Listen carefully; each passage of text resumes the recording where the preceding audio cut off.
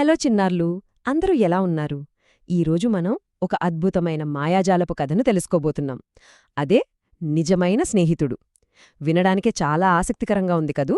మరి ఆలస్యం చేయకుండా ఈ కథలో ఏముందో చూసేద్దామా?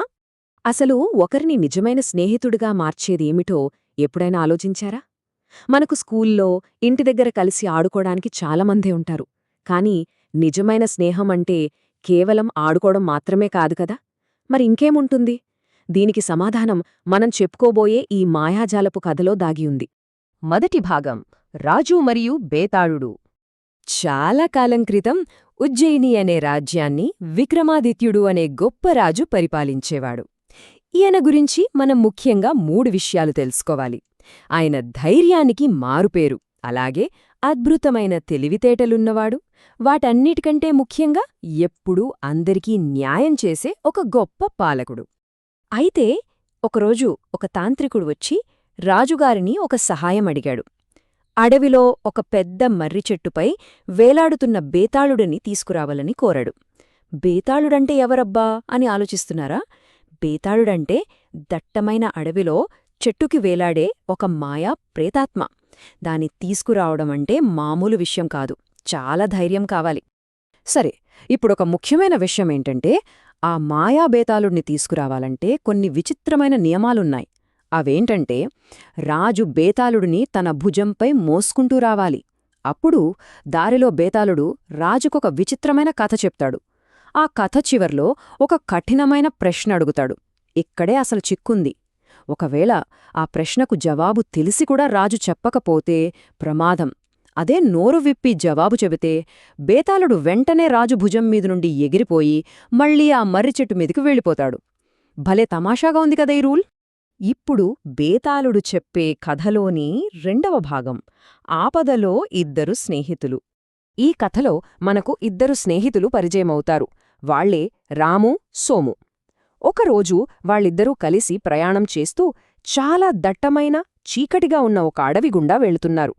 చీకటి అడవి అనగానే మనకు వెంటనే ఏం గుర్తొస్తుంది? ఏదైనా క్రూర జంతువు వస్తుందేమో అని భయం వేస్తుంది కదా. 3వ భాగం, ఒక పెద్ద ఎలుగుబంటి రాక. సరిగ్గా వాళ్లు భయపడినట్టే జరిగింది.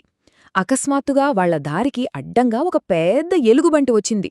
అంత పెద్ద ఎలుగుబంటిని చూడగానే సోముకు గుండె ఆగినంత పనైంది. ఇక స్నేహితుడి సంగతి పూర్తిగా మర్చిపోయి ప్రాణాలు దక్కించుకోవడానికి గబగబా పక్కనే ఉన్న ఒక చెట్టు ఎక్కేశాడు. కాని పాపం రాముకు చెట్టు ఎక్కడం రాదు. మరి ఏం చెయ్యాలి? రాము ఏడ్చుకుంటూ కూర్చోలేదు. చాలా తెలివిగా ఆలోచించి వెంటనే నేలపై పడుకుని ఊపిరి బిగబట్టి చనిపోయినట్లు నటించాడు. ఎంతైనా చాలా సమయస్ఫూర్తి కదా. 4వ భాగం, ఒక రహస్య గుసగుస. రాము అలా నేలమీద కదలకుండా పడుకుని ఉండగా ఆ భారీ ఎలుగుబంటి మెల్లగా అతని దగ్గరకు వచ్చింది. నేరుగా రాము తల దగ్గరకు వచ్చి స్నిఫ్ స్నిఫ్ అంటూ అతని చెవి దగ్గర వాసన చూసింది. నిజానికి ఎలుగుబంట్లు చనిపోయినవారిని ఏమీ చెయ్యవు అని అంటారు కదా. సరిగ్గా అలాగే అది రాముని ఏమీ చేయకుండా అక్కడి నుండి వెళ్ళిపోయింది. బతికిపోయాన్రా దేవుడా అనుకున్నాడు రాము.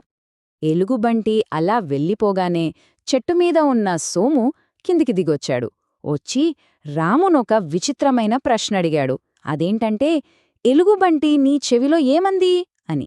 ఎందుకంటే పైనుంచి చూసిన సోముకి ఎలుగుబంటి రాము చెవిలో ఏదో గుసగుసలాడినట్లు అనిపించింది మరి. అప్పుడు రాము నవ్వుతూ, సోముకు ఇచ్చిన జవాబు వింటే మీరు ఆశ్చర్యపోతారు. ఆపదలో వదిలేసేవారిని స్నేహితులని నమ్మొద్దు అని ఎలుగుబంటి తనకి చెప్పింది అన్నాడు. అంటే స్వార్థంతో తోటివారిని వదిలేసేవాళ్లు ఎప్పటికీ మంచి స్నేహితులు కాలేరు అని చాలా తెలివిగా చురకంటించాడనమాట. 5వ భాగం, బేతాళుడి ప్రశ్న. బేతాళుడు కథ ఆపి, ఓ రాజా, ఈ రాము, సోము, ఈ ఇద్దరిలో నిజమైన స్నేహితుడు ఎవరో చెప్పు అని అడిగాడు. పిల్లలు, మీరైతే ఏమనుకుంటున్నారు? ఆపద రాగానే తన ప్రాణం కాపాడుకోవడానికి చెట్టు ఎక్కిన సోమునా, లేక కింద పడుకుని తెలివిగా ప్రాణాలు దక్కించుకున్న రామునా? ఒక్కసారి ఆలోచించండి. మన విక్రమాదిత్యుడు ఎంతో తెలివైన రాజు కదా. ఏమాత్రం తడుముకోకుండా రామే నిజమైన స్నేహితుడు అని సమాధానం చెప్పాడు. ఎందుకంటే అతను ప్రమాదంలో కూడా భయపడకుండా ధైర్యంగా ఉన్నాడు. అంతేకాదు, తన స్నేహితుడు తనని ఆపదలో వదిలేసినా కోపపడకుండా ప్రశాంతంగా ఉన్నాడు అని ఖచ్చితమైన సమాధానమిచ్చాడు. రాజుగారు సరైన సమాధానం చెప్పారు. కాని మన నియమం గుర్తుంది గదా, ఎప్పుడైతే రాజు నోరు విప్పి మాట్లాడాడో అంతే, వెంటనే బేతాళుడు పెద్దగా నవ్వుతూ హుష్మని గాలిలోకి ఎగిరిపోయి మళ్ళీ ఆ మర్రి చెట్టును పట్టుకున్నాడు. మళ్ళీ మొదటికే వచ్చింది కథ. ఇక మన చివరి భాగం, ఈ కథలోని నీతి. అసలు ఈ కథ ద్వారా మనం తెలుసుకోవాల్సిన ముఖ్యమైన విషయమేంటంటే, నిజమైన స్నేహితులు ఎప్పుడో ఆపదలో మనకు తోడుంటారు. అలాగే పరిస్థితులు కష్టంగా ఉన్నప్పుడు భయపడకుండా రాములాగా ధైర్యంగా ఆలోచించడం చాలా ముఖ్యం. ఏది ఏమైనా మన స్నేహితుడి ఇబ్బందుల్లో ఉన్నప్పుడు సోములాగా వాళ్ళని ఎన్నడూ ఒంటరిగా వదిలిపెట్టకూడదు. ఇదండి మన బేతాళుడి కథ. ఇప్పుడు ముగించే ముందు మీకో చిన్న ప్రశ్న. ఈ రోజుల్లో మన స్నేహితుల కోసం మనం నిజమైన ధైర్యాన్ని ఎలా చూపించగలం? మనకేమీ ఎలుగుబంట్లు ఎదురు కాకపోవచ్చు, కానీ ఎవరైనా మన స్నేహితుణ్ణి ఆట పట్టిస్తున్నప్పుడు వాళ్లకు అండగా నిలబడటం కూడా గొప్ప ధైర్యమే కదా. ఇలాంటి పరిస్థితుల్లో మీరు ఎలా సహాయం చేస్తారో ఆలోచించండి. మళ్ళీ మరొక ఆసక్తికరమైన కథతో కలుద్దాం.